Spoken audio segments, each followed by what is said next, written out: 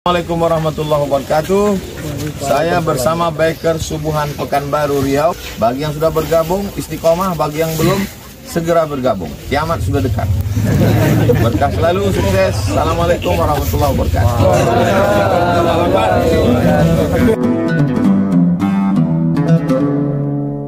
Menukil satu hadis yang disampaikan oleh baginda Nabi Muhammad sallallahu alaihi wasallam. Kata Nabi dalam hadis dalam kitab Sunan Ibnu Majah dalam bab atau kitab Al-Fitan, Ibnu Majah menukil perkataan baginda Nabi Muhammad sallallahu alaihi wasallam. Haddatsana Hisham bin Ammar wa Muhammad bin Sabah qala haddatsana Abdul Aziz bin Abi Hazim qala haddatsani abi an Umarah ibn Hazm an Abdullah bin Amr anna Rasulullah sallallahu alaihi wasallam kata Nabi berkata, kaifa bikum wa bi zamani yushiku an ya'tiya yugharbalu an-nasu fihi gharbalah wa tabqa huthalatun minan nasi qad marijat uhuduhum wa amanatuhum fakhtalafu wa kanu hakadha وَشَبَّكَ بَيْنَ أَصَابِعِهِ قَالُوا berkata para sahabat, كَيْفَ بِنَا يَا رَسُولَ اللَّهِ إِذَا كَانَ ذَلِكَ قَالَ تَأْخُذُونَ بِمَا تَعْرِفُونَ وَتَدَعُونَ مَا تُنْكِرُونَ وَتُقْبِلُونَ عَلَى خَاصَتِكُمْ وَتَذَرُونَ أَمْرَ عَوَامِكُمْ. Hadis ini diriwayatkan oleh Ibnu Majah. Baik Bapak Ibu sekalian yang berbahagia. Kata Nabi dalam hadis ini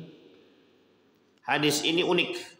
Berbicara tentang at-tathbit atau at-tathabbut fil fitan. Bagaimana kondisi seorang mukmin dalam keadaan banyaknya fitnah. Dan nanti kita sampaikan salah satu bentuk fitnah yang tersebar hari ini yang begitu miris, yang membuat kita sedih dan harus kita kuat dalam kondisi itu. Kata Nabi dalam hadis ini, kaifa bikum wa bi zamani yushkan ya'tiyah. Bagaimana kondisi kalian, kata Nabi? Bagaimana kondisi kalian? Nabi tidak berbicara kepada para sahabat ketika itu. Konteksnya di hadapan Nabi para sahabat, tapi berbicara Nabinya untuk kita. Karena pada masa sahabat itu, masa fitnah itu sedikit. Tapi masa kita ini fitnahnya banyak. Fitnah-fitnah itu sangat banyak. Sehingga perkataan Nabi ini bukan untuk para sahabat ketika itu, tapi lebih tepatnya untuk kita yang berada di akhir zaman. Kata Nabi, bagaimana keadaan kalian? Kaifa bikum? Bagaimana keadaan kalian? Kata Nabi. Wa bi zamani yushiku an ya'tiyah. Dan dengan zaman yang kelak akan datang kepada kalian dengan serba keraguan-raguan, yang membuat kalian akan ragu dengan zaman tersebut. Apa penyebab keraguan? Apa keraguan-keraguan yang timbul pada masa itu?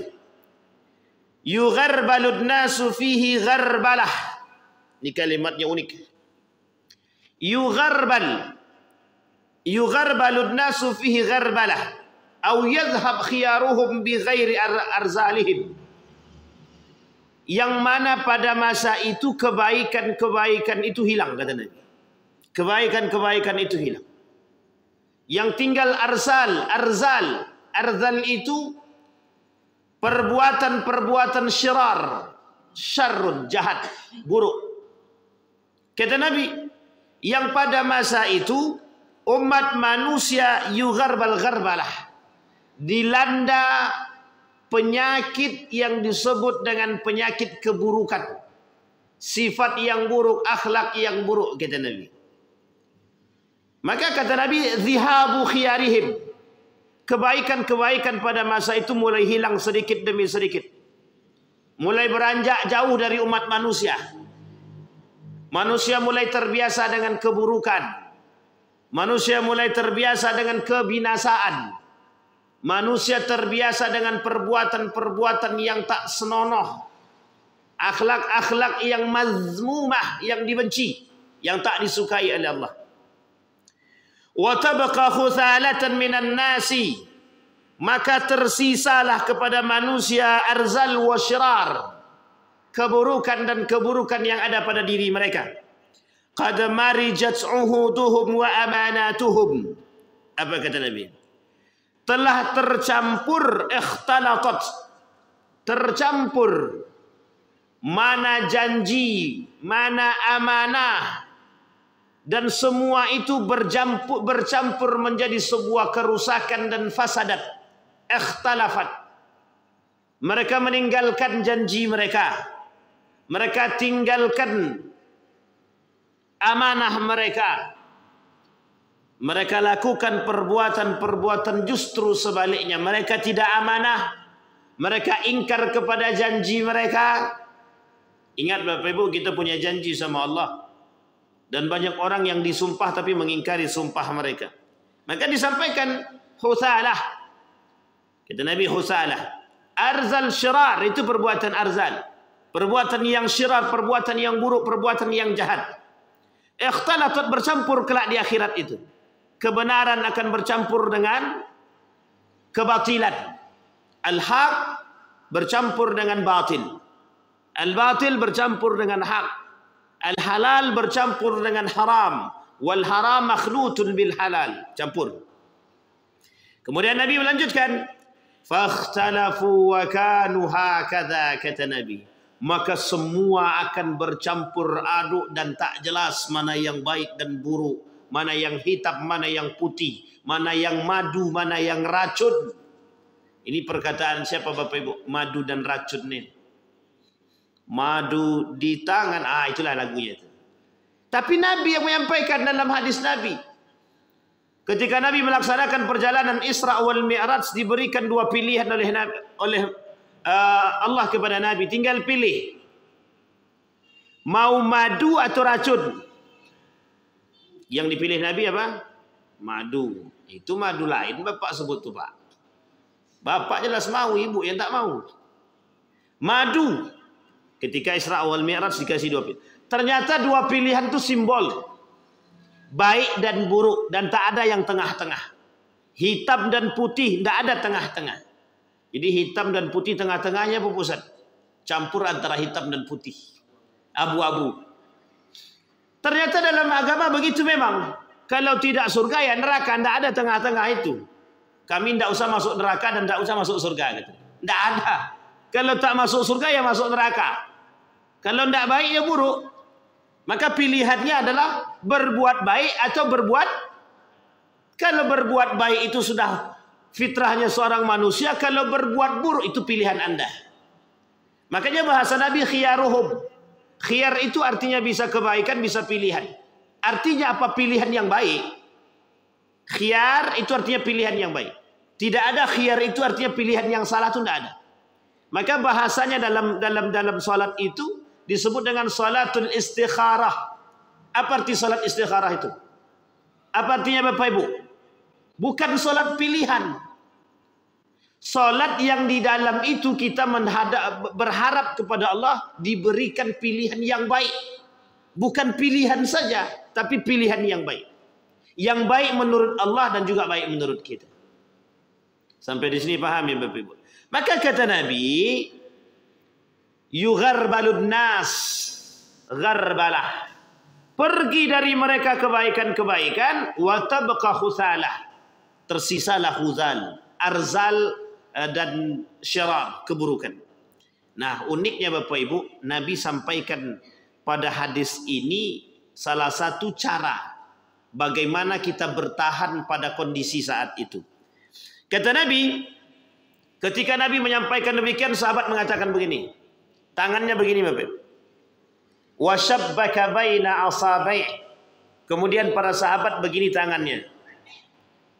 Tahu Bapak Ibu maksudnya ini apa? Ini bahasa isyarat. Bagaimana cara kami kelak memperkuat diri kami. Tapi para sahabat, Nabi berbicara bukan untuk para sahabat ketika itu. Karena Nabi masih ada. Ketika Nabi masih ada, sahabat masih aman. Ketika Abu Bakar, sahabat masih aman. Ketika Umar bin Al-Khattab, sahabat masih aman. Ketika akhir kepemimpinan Utsman baru mulai goyang. Yang tadinya rapat jadi mulai renggang. Tangannya mulai renggang. Pada masa Ali bin Abi Thalib semakin renggang. Pada masa tabi'in mulai merenggang. Sampailah hari ini Bapak. Maka kekhawatiran Nabi itu terjadi. Nabi sampaikan dalam kalimat selanjutnya. Wa shabbaka baina asabai. Kemudian Nabi mengatakan, para sahabat itu begini tangan dia, kata Nabi. Saking khawatir dan takutnya keadaan itu terjadi pada masa mereka.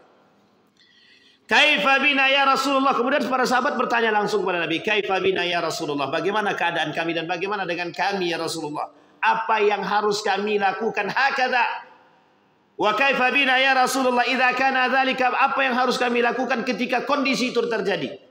Kenapa para sahabat bertanya? Untuk kita. Sahabat bertanya dari perkataan sahabat sampai kepada kita. Apa kata Nabi? Qala ta'khuduna bima ta'rifun. Berpegang teguhlah dari apa yang telah engkau pahami dan mengerti dari agama. Nah, ini kondisinya Bapak Ibu. Artinya apa? Istiqamah. Yang sudah melaksanakan sholat 5 waktu di masjid, pertahankan. Yang rajin sholat, pertahankan. Yang selalu istiqamah melakukan kebaikan, pertahankan. Kata Nabi, wa ta'khuduna bima ta'rifun. Berpegang teguh dari apa yang kalian pahami dan ketahui. Pegang kuat-kuat, pegang erat-erat, kata Nabi. Jangan sampai lepas. Wa tad'una mutunkirun. Apa yang dikatakan, apa yang diperintahkan oleh Allah untuk dijauhi, jauhi, tinggalkan. Wa tad'una ma tunkirun. Apa yang sifatnya kemungkaran, tinggalkan. Jauhi, kata Nabi. Jangan pernah mendekat dan jangan pernah ikut-ikutan. Wa tuqbiluna ala khassatikum. Nah, ini yang paling penting. Jaga keluargamu, kata Nabi. Pegang erat-erat. Sampai balik ke rumah, nasihati keluarga, kata Nabi. Sampaikan kepada keluarga kondisi-kondisi yang engkau temui, yang engkau lihat. Wa tadharuna amra awamikum, kata Nabi. Wa tadharuna amra awamikum. Maka sampaikan kepada mereka kondisi-kondisi hari ini. Nah, Bapak Ibu sekalian yang berbahagia, hadis ini derajatnya sahih. Nabi cuma sampaikan kepada kita melalui para sahabat untuk kita. Karena perkataan Nabi sampai kepada kita. Artinya apa? Kondisi yang dikhawatirkan oleh Nabi itu pasti terjadi. Kenapa kok pasti terjadi? Karena apa yang kita rasakan hari ini itu semua hampir sama dengan apa yang dikatakan oleh Nabi dalam hadis. Dari 30 yang pernah kita bahas dari karangan Syekh Hasim Al-Asy'ari dalam kitab Risalah Ahlus Sunnah wal Jamaah, kecil buku dia, tapi tajam pembahasan dia dari 1926. 1926 Nahdlatul Ulama. Berarti beliau menulis buku itu 1900-an. Sudah beliau tulis buku tadi. Artinya apa? Jauh sebelum kemerdekaan Republik Indonesia, jauh sebelum sampai hari ini, beliau sudah mengetahui apa yang dikatakan oleh Nabi itu bakal terjadi. Dan Nabi memperingatkan kita dengan nasihat-nasihat terbaik. Baik Bapak Ibu sekalian yang berbahagia. Apa kekhawatiran Nabi yang paling besar yang akan terjadi dan kelak di hari kiamat, bakal di akhir zaman bakal kita temui? Disampaikan Bapak Ibu. Pernyataan itu terjadi pada kondisi-kondisi takfir. Nah, ini yang ingin kita bahas Bapak Ibu. Apa maksudnya? Kelak di akhir zaman itu Bapak Ibu sekalian yang berbahagia, banyak sekali perbuatan-perbuatan yang tanpa kita sadari mengantarkan kita kepada perbuatan-perbuatan kufur. Kita tak kafir, tapi kita kufur.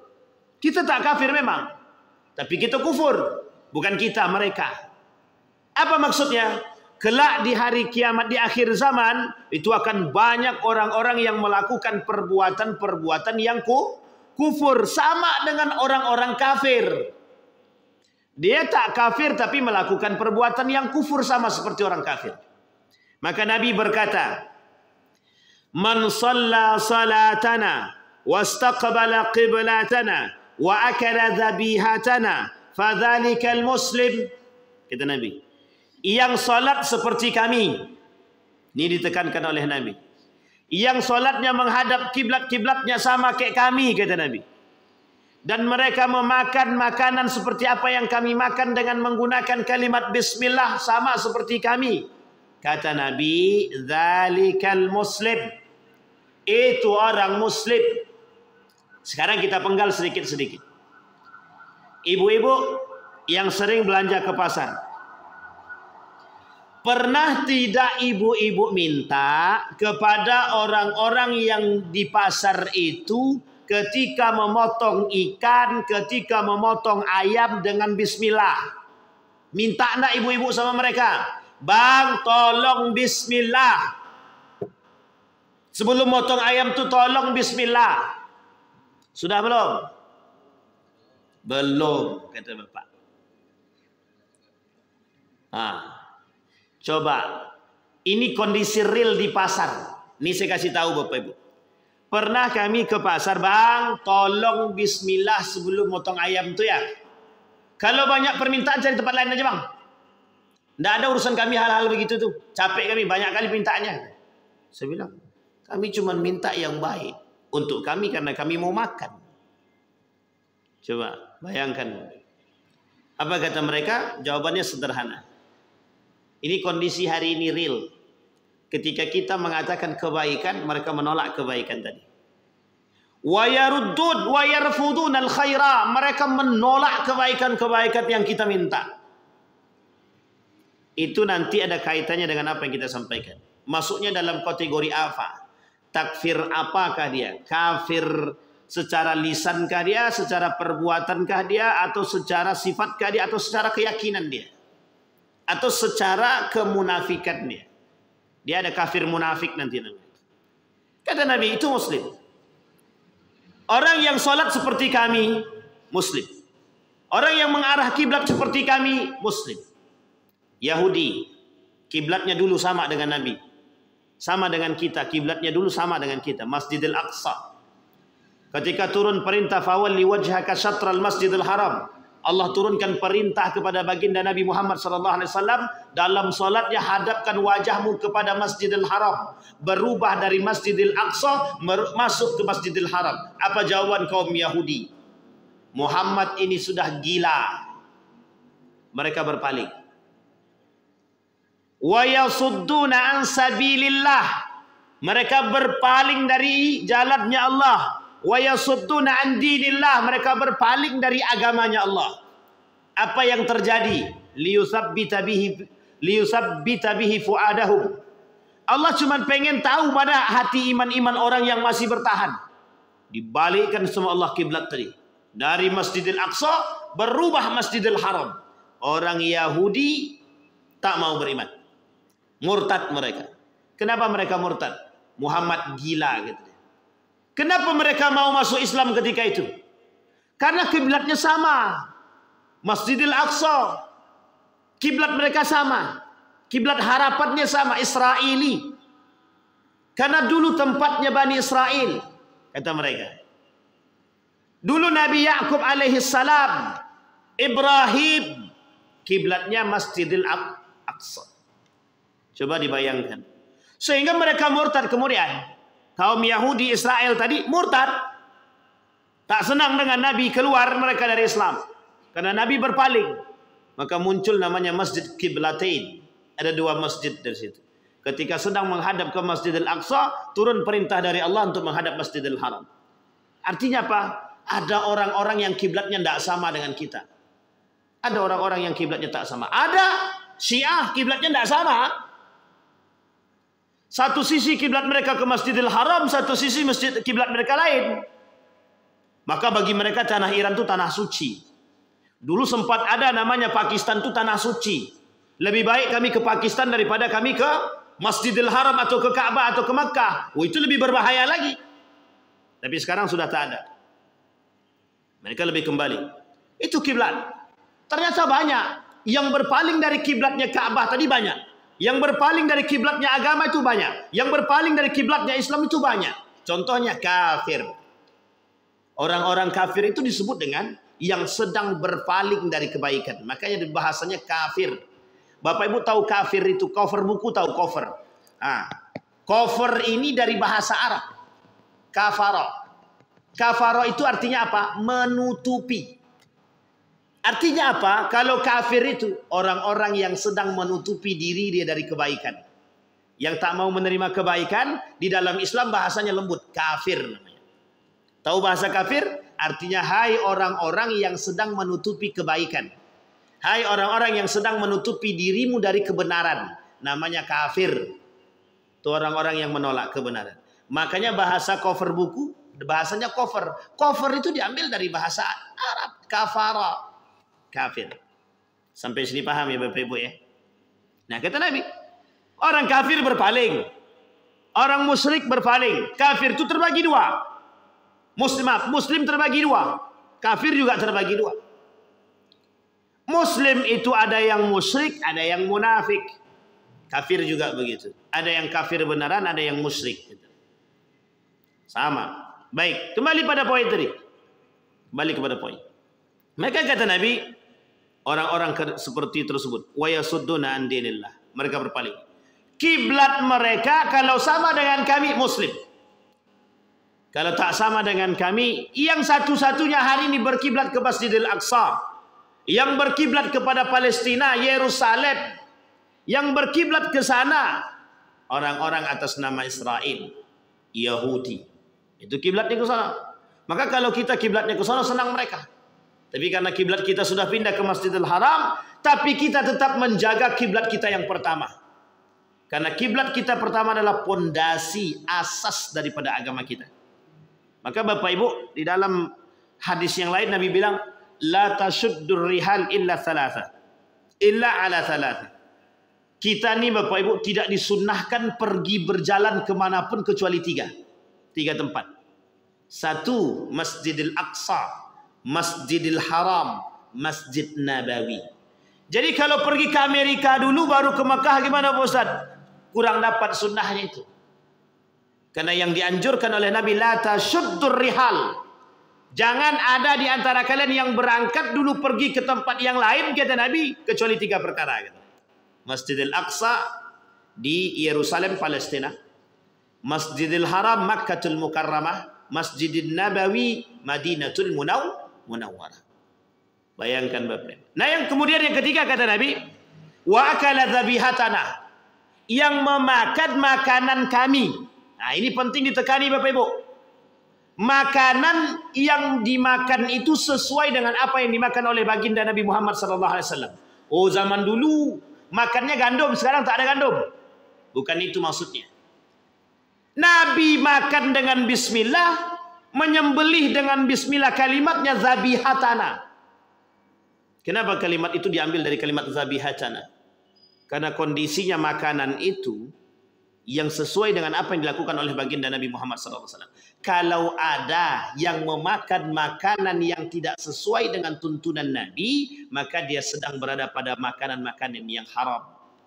Bapak Ibu makan atau membeli ayam, tapi ayam tak di bismillah, boleh tak kita makan? Haram tak kita makan? Haram. Tapi kami beli di pasar Pak Ustaz, gimana?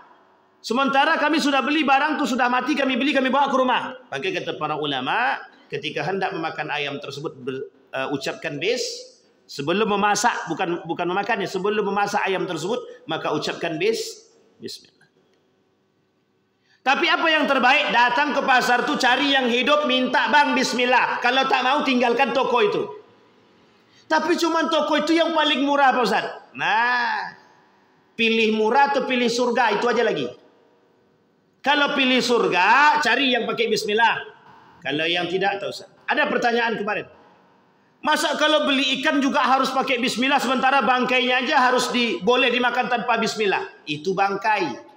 Ini kalau masih hidup. Kalau ikan masih hidup, dipukul, bukan dipukul. Cara membunuhnya, cara mematikannya juga harus beretika. Ibu lihat dengan orang di pasar, Bu, bagaimana cara mematikan ikan? Diambilnya ikan lele tadi kan? Tahu Ibu ya? Coba bayangkan kalau lele itu kita, patilah kau. Kalau nak diambilnya ikan nila tu, diambilnya pak tu penokok tadi, pak. Kadang-kadang tak pakai etika itu. Pandailah cara bagaimana mematikannya. Tapi cuman begitu cara yang paling ampuh bosan mati dia. Masa iya cuman cara itu yang paling ampuh? Atau kalau nak pukul-pukul di belakang kita. Sampai di sini Bang. Dan minta sekalipun ikan karena dia hidup ketika ingin memotong itu ucapkan bismillah. Kalau udah matikan tadi dah jadi bangkai itu lain cerita. Memang bangkai ikan boleh dimakan. Tapi kalau dia masih hidup kata para ulama sunnatun muakkadah wajib ada yang mengatakan mengucapkan Sampai di sini bisa dipahami Bapak Ibu ya. Apa maksudnya dengan hadis yang tadi disampaikan Nabi? Kelak akan banyak orang memakan makanan yang memang tidak sesuai dengan zabihatana. Orang memakan makanan yang tidak sesuai dengan apa yang dilakukan oleh Nabi, tuntunan Nabi. Banyak, bukan sedikit, banyak. Main tahu potong saja. Nah mati dah lah tu selesai. Makan. Makanya mohon maaf. Berbeda dengan orang zaman dahulu. Saya masih ingat betul itu. Nenek saya meskipun tak mengerti secara kuat dalam agama. Ketika ke pasar, apa kata dia? Saya waktu itu ikut ke pasar. Bang, jangan lupa ya. Kalau potong ikan tu pakai bismillah. Itu orang zaman dulu Pak. Kalau orang zaman sekarang, bang ayam sekilo. Alah selesai, anak ambil bayar. Coba bayangkan perhatian umat muslim. Kita umat muslim. Perhatian dengan kalimat bismillah. Untuk menyembelih saja. Sangat-sangat jarang ada orang. Sehingga kalau ada orang meminta hal demikian. Ini unik Bapak Ibu. Kenapa saya katakan itu unik? Karena ketika ada orang meminta ketika sembelihannya diucapkan bismillah sebelum disembelih, itu aneh bagi orang. Sama Pak, saya pernah ceritakan di sini juga. Waktu saya beli mangga, itu timbangannya goyang Pak, timbangannya goyang. Belum berhenti dengan sempurna, ada diambil sama dia.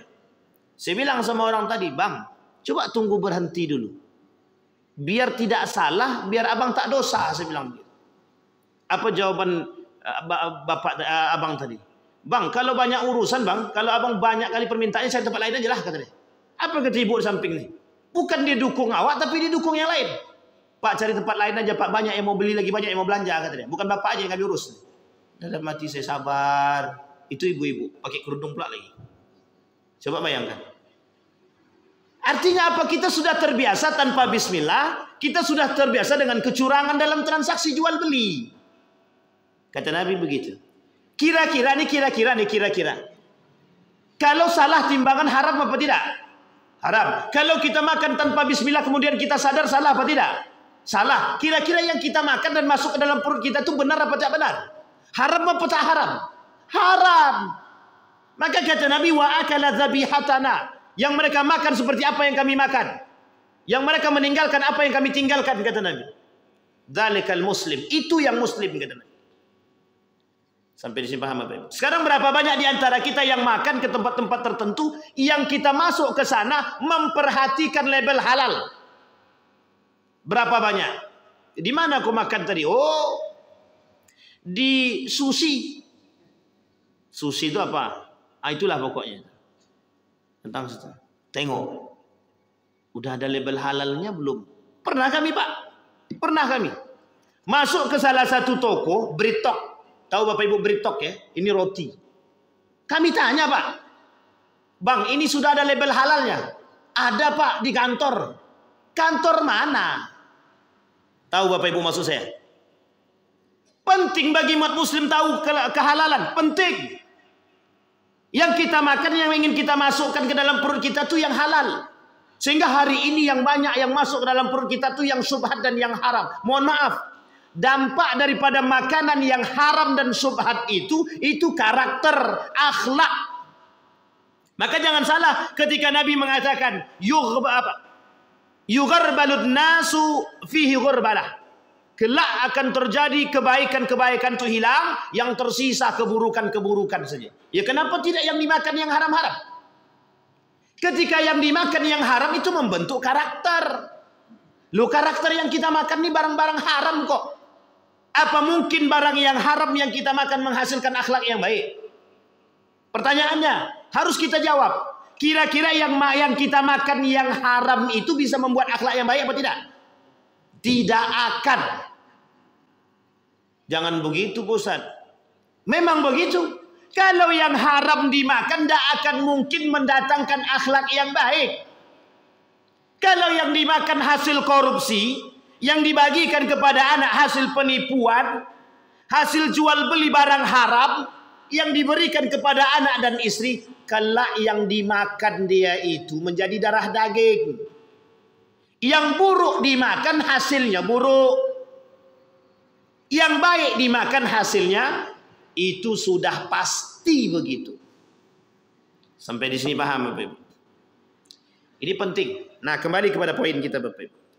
Maka kata Nabi, fadzalikal muslim alladzi lahu dhimmatullah wa dhimmatu rasulih fala tahqirullaha fi dhimmatihi. Yang mana orang muslim itu punya tanggung jawab dan berada dalam tanggungan Allah dan Rasulnya. Jadi kita umat muslim ini terikat. Makanya bahasanya kita ini mukallaf, orang-orang yang terbebani dengan perintah dan larangan Allah. Dengan sunnah baginda Nabi Muhammad sallallahu alaihi wasallam. Maka kalau ada orang tak percaya dengan Nabi, kafir. Ada orang yang ingkar dengan sunnah Nabi, kafir. Ada orang yang tak mau bayar zakat, mengingkari zakat, kafir. Ada orang yang mengingkari puasa, kafir. Ada orang yang mengingkari solat, kafir. Mengingkari qada dan qadar, kafir. Mengingkari haji, kewajiban haji, kafir. Sampai di sini paham ya Bapak Ibu ya? Nah, sekarang kita masukkan pada kondisi tadi. Ada kejadian-kejadian yang akan kita temui. Kejadian-kejadian yang akan kita temui itu dalam bentuk menggiring kita menjadi orang-orang yang kufur kepada Allah. Baik Bapak Ibu, yang kufur kepada Allah. Bagaimana caranya? Kita lihat. Ada berbagai macam jenis kekafiran. Yang pertama, kekafiran secara i'tiqad. Saya kira ini kita tak masuk. Karena kita masih yakin Allah itu satu. Ada di antara Bapak Ibu yakin Allah itu ada dua? Ada yakin? Bapak Ibu masih beriman pada Rasulullah? Masih kan? Berarti secara keyakinan kita aman. Segala macam akidah yang bertentangan dengan salah satu rukun atau menyalahi salah satu akidah Islam yang qat'i, itu kita tidak ada. Hari ini orang-orang dah cerdas, dah tak mau menyembah berhala lagi. Dah tak mau menyembah pohon. Dah tak mau menyembah binatang, tak mau lagi. Memang menyembah itu tak mau, Ustaz. Menyembah duit mau. Nyembah yang lain mau juga. Cium kaki manusia mau ya. Demi kekuasaan. Baik. Satu.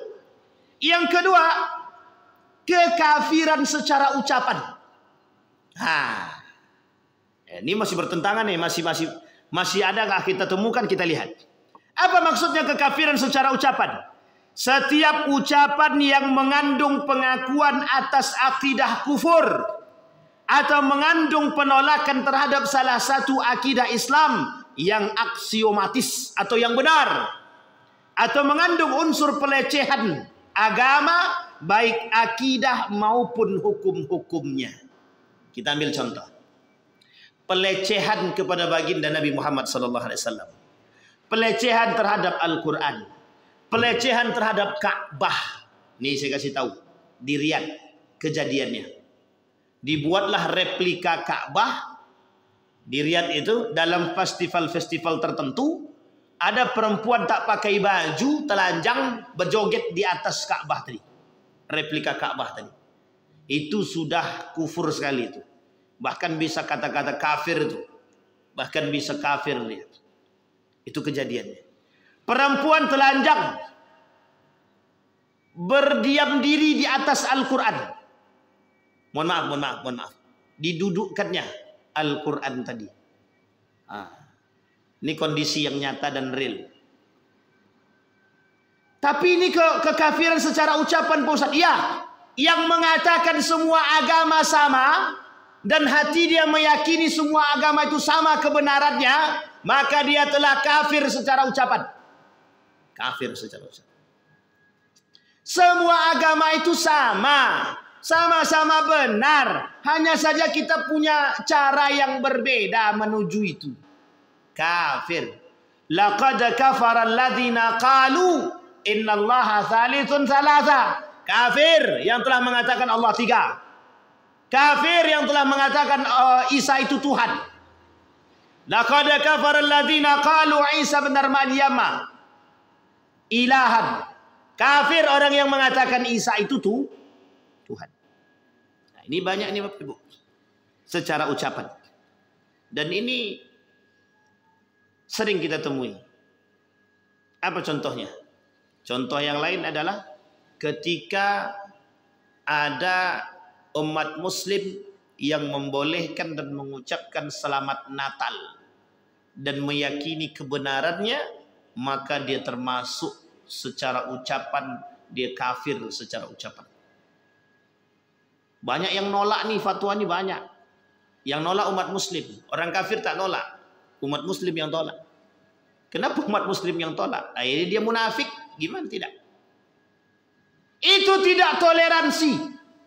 Ya gimana mau dikatakan toleran orang kita sesama kita berbicara? Saya katakan kepada ibu-ibu, bapak-bapak, jangan ucapkan selamat Natal. Salahkah? Salahkah?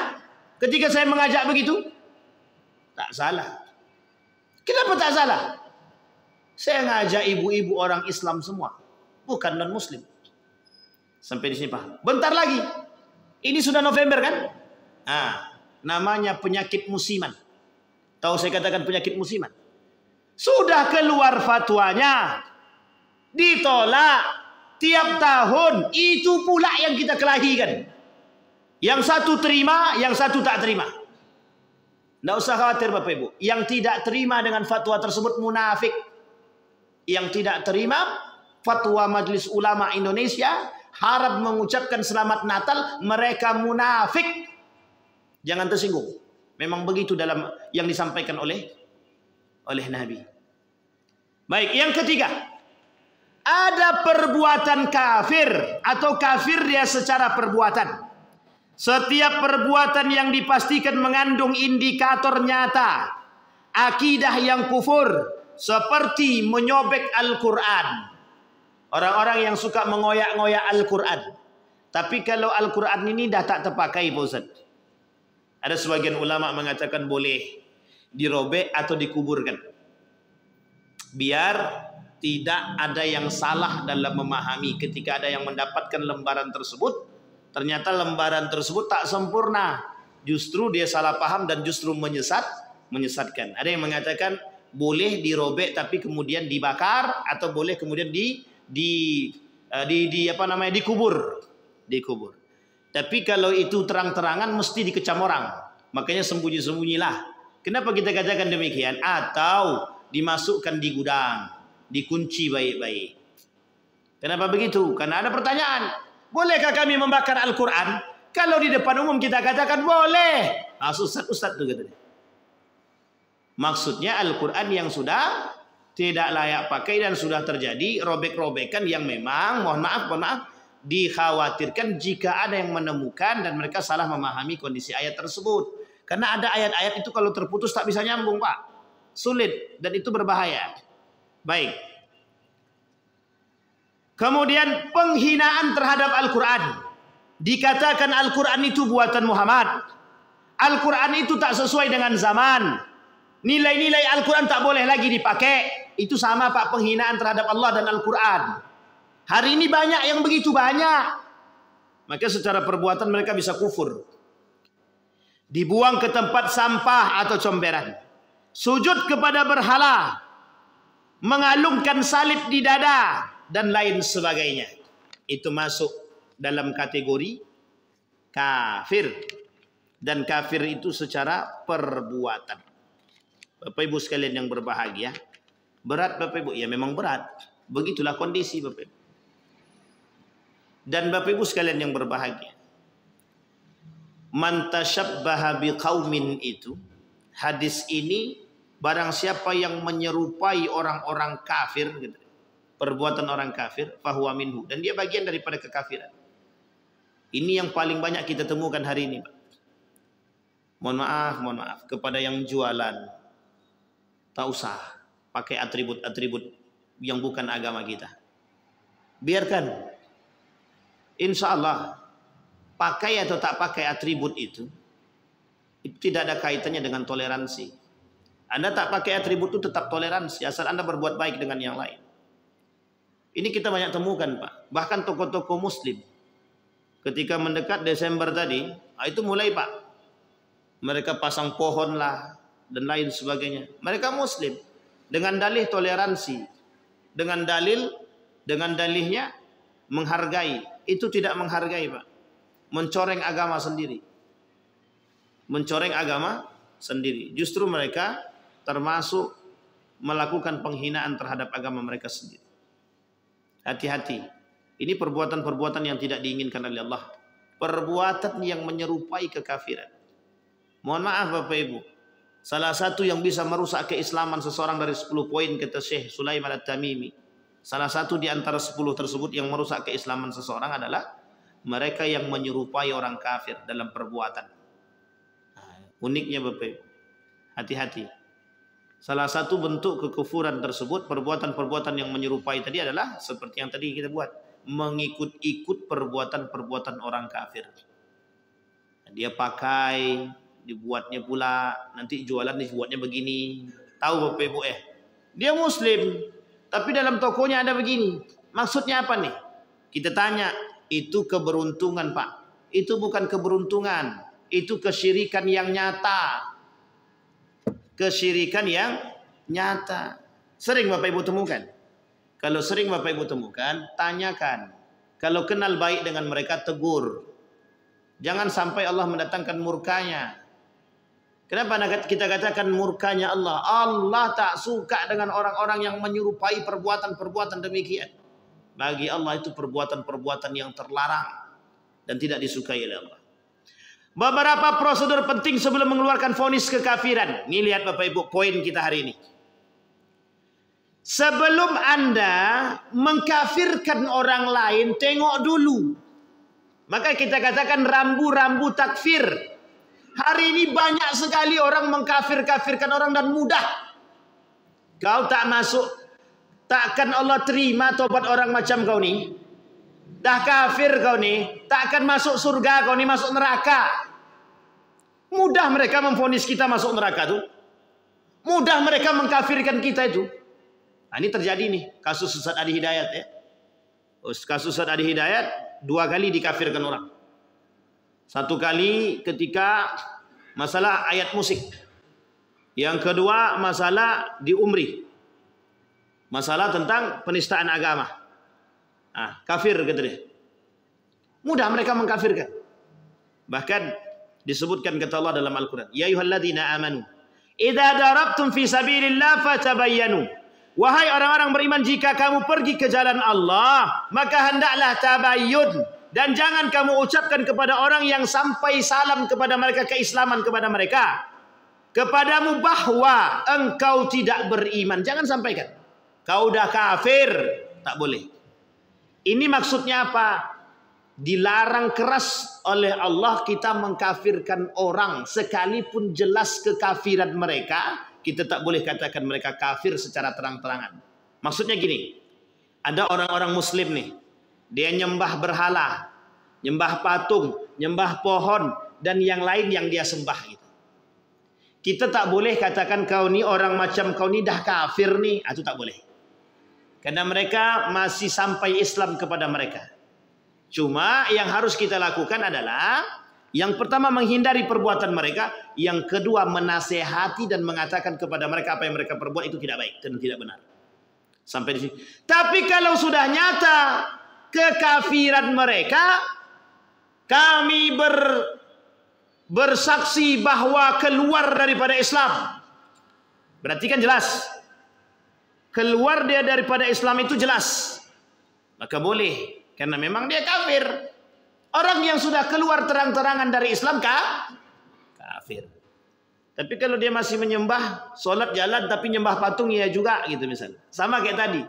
Solat jalan tapi gini juga. Tahu gitu ya? Maksud saya. Apa namanya Pak? Itulah pokoknya. Tetap. Baik. Larangan pengkafiran untuk berhati-hati. Kenapa dilarang kita mengkafirkan orang agar kita tak salah? Kasus Dahlan Iskan. Berapa banyak yang mengkafirkan dahlan Islam? Ramai sekali. Tapi tahukah kita kebenarannya? Kita tidak tahu kebenaran dia betul-betul kafir atau tidak. Adakah pernyataan lisan dia yang mengatakan bahwa dia keluar daripada Islam? Tak ada. Artinya apa? Man kaffara fahuwa kafir. Orang-orang yang telah mengkafirkan orang lain secara nyata, pada hakikatnya mereka belum tahu kekafiran orang tersebut. Pada hakikatnya mereka telah melakukan kekafiran pada diri mereka sendiri. Hati-hati Bapak Ibu. Berat apa tak berat? Berat Pak. Sangat berat sekali. Maka Bapak Ibu sekalian yang berbahagia, sebelum kita tutup, itu yang kedua.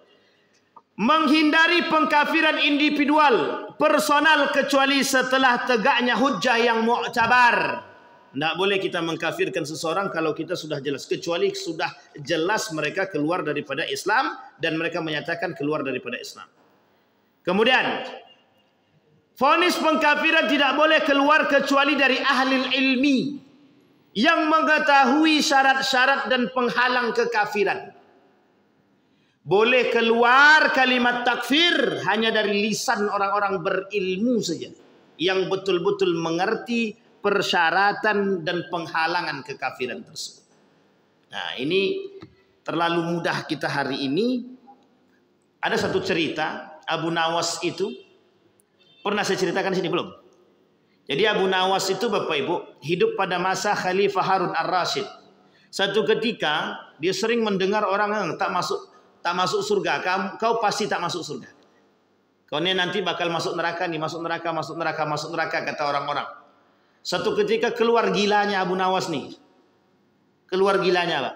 Keluar dari rumah, dibawanya lampu strongking, lampu pelita itu. Di siang hari dicarinya Pak, di mana neraka tadi, mana neraka tadi, mana neraka. Dicarinya di bawah pohon neraka, dicarinya di samping rumah neraka. Sampai orang-orang bilang, gila tuh Abu Nawas tuh katanya. Saking meresahkan masyarakat, dilaporkan Abu Nawas nih kepada Harun Ar-Rasyid. Dilaporkan, dipanggil lah. Apa yang telah kau perbuat Abu Nawas? Kata Harun Ar-Rasyid, kerjaan kau ini selalu buat onar dan buat ulah saja katanya. Ini bahasa kita. Tenang dulu kata Abu Nawas. Abu Nawas ini tipe orang yang santai, santuy. Tenang kata dia. Aku ni sedang mencari neraka kata dia. Oh, semakin yakin Harun Ar-Rasyid. Kata Harun Ar-Rasyid, kau ni gila nih kata dia. Tuh, kok bisa orang-orang mengatakan saya gila kata dia. Lah jelas neraka itu kok dicari. Neraka itu kan tidak ada di sini kata dia. Kemudian dijawab balik sama Abu Nawas. Kalaulah neraka itu tidak ada di sini, kenapa orang mudah memvonis orang lain masuk neraka kata dia. Emang kalian punya neraka? Kalian yang punya neraka itu siapa yang punya neraka kata dia. Yang punya neraka itu Allah. Lah kok kalian yang mengakui? Kok kalian yang menghakimi orang? Terdiam Pak. Terdiam. Termasuk Harun Ar-Rasyid. Ini dalam ceritanya kita pakaikan bahasa-bahasa kita. Apa kata Harun Ar-Rasyid? Diam. Tak berbicara. Menjelang 5 menit kemudian barulah kemudian Harun Ar-Rasyid tertawa. Cerdas kata dia. Kemudian disampaikan oleh Harun Ar-Rasyid bahwa surga dan neraka itu adalah milik Allah. Haknya Allah untuk memberikan kepada siapa yang dikehendaki. Dan Allah sudah janjikan, orang yang berperilaku buruk dijanjikan neraka, orang yang berperilaku baik dijanjikan surga. Orang yang beriman dijanjikan surga, orang yang kufur dijanjikan neraka. Disampaikan. Artinya apa Bapak Ibu? Kondisi yang hari ini kita temui itu sebenarnya bukan kondisi yang baru-baru saja. Memang sudah dari dulu begitu keadaannya. Memang sudah pada masa dahulu keadaannya seperti itu. Pada masa tabi'in, tabi'at tabi'in lebih parah lagi. Dan ternyata hari ini jauh lebih parah daripada keadaan terdahulu.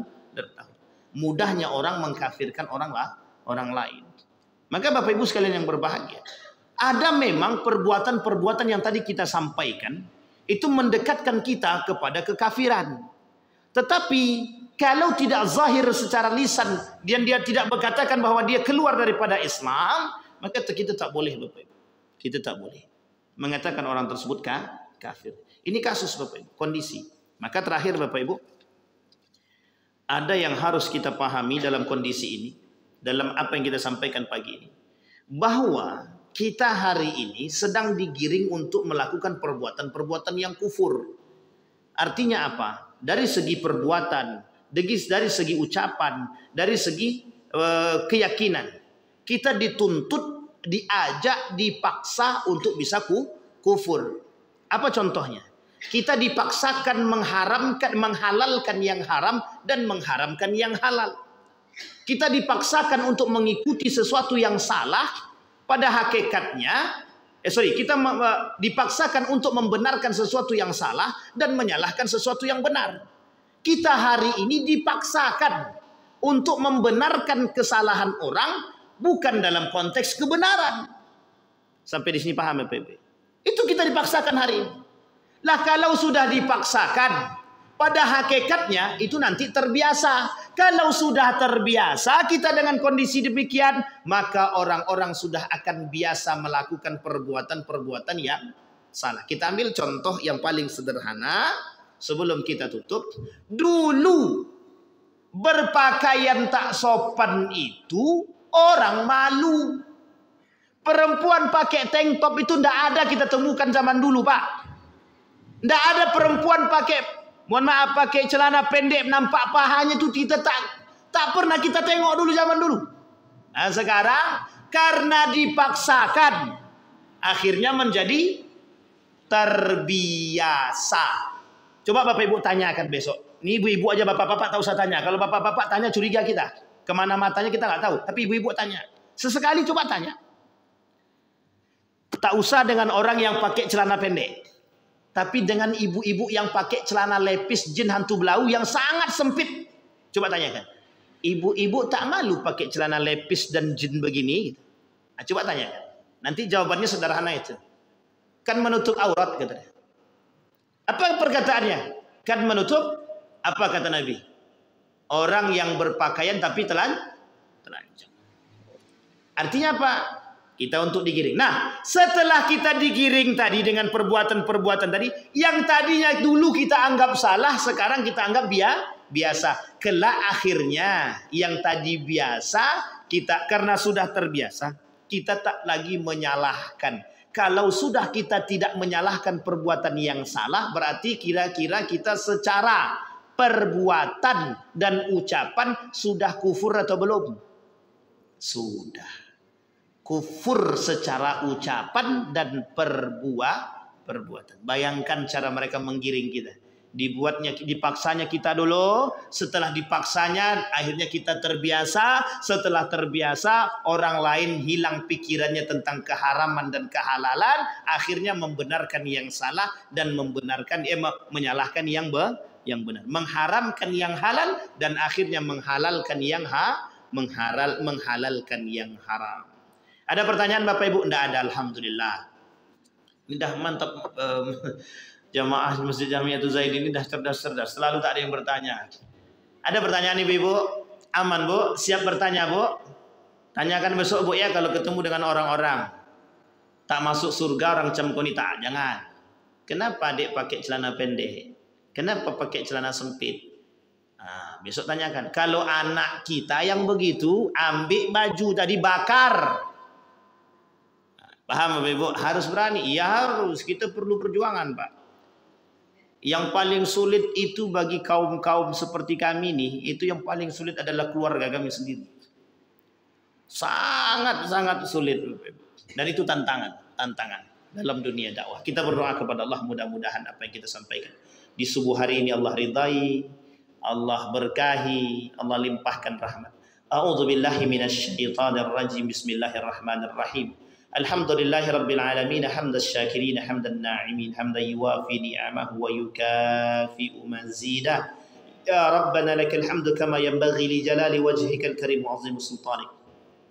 Allahumma salli ala Muhammad wa ala ali Muhammad fil alamin innaka Hamidum Majid. Allahumma faqihna fid din wa 'allimna at-ta'wil. Ya Hayyun ya Qayyum ya Fattah ya Alim ya Aziz ya Ghaffar ya Rabbal Alamin. Allahumma ighfir lana dhunubana wa dhunuba walidina warhamhuma kama rabbayana shighara. Allahumma ij'al tajammu'ana tajammu'an marhumah waj'al tafarruqana min ba'dihi tafarruqan ma'suma. Allahumma 'inna ala dhikrika wa syukrika wa husna ibadatik. Allahumma ansur ikhwanana al-mujahidin fi Palestin wa fi Gaza wa fi kulli makan. Allahumma dammiril yahud. Allahumma ahlikil kafarata wal mubtadi'atul musyrikin. أعداءك أعداء الدين. اللهم اجعلنا من المستقيمين في دينك يا رب العالمين. اللهم ربنا يا رب العالمين، اللهم اختمنا بحسن الخاتمة، اللهم اختمنا بحسن الخاتمة. اللهم اجعل القرآن العظيم ربيع قلوبنا ونور صدورنا وجلاء أحزاننا وذهاب همومنا وغمومنا. اللهم ارزقنا إماما عادلا، اللهم ارزقنا إماما عادلا، اللهم ارزقنا إماما عادلا. ربنا آتنا في الدنيا حسنة وفي الآخرة حسنة وقنا عذاب النار، والحمد لله رب العالمين. السلام عليكم ورحمة الله وبركاته.